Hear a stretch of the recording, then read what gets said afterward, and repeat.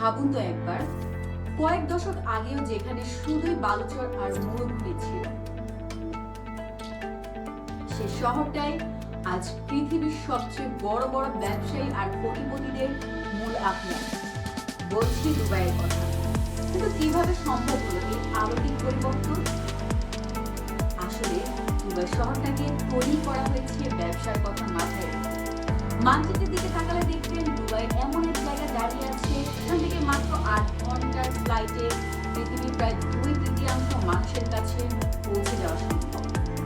Asia, Europe কিংবা Africa যে কোনো দেশের সাথে বাণিজ্য করার জন্য এর চেয়ে নিখুঁত জায়গা আর হতেই পারে।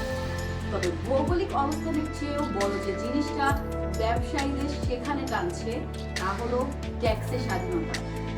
দুবাইয়ে আপনি যত টাকায় আয় করেন না কেন, সরকারকে তার জন্য কোনো ব্যক্তিগত আয়কর বা ইনকাম ট্যাক্স দিতে হয় না। এমনকি বিশেষ কিছু বাণিজ্য এলাকায় ব্যবসা শুরু করলে কর দিতে হয় একদম 0%। এর সাথে যোগ হয়েছে শতভাগ বিদেশি মালিকানার সুযোগ।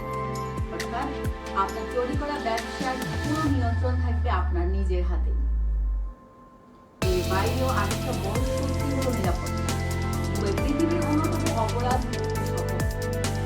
এখানে ব্যবসার পুঁজি কিংবা রাতের ঘুম দুটোই শতভাগ বেড়েছে।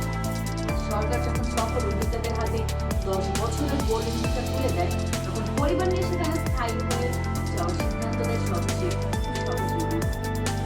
মূলত আমলাতন্ত্রের জটিলতা হটিয়ে আধুনিক চিন্তা ভাবনা, কড়া নিরাপত্তা আর সহজ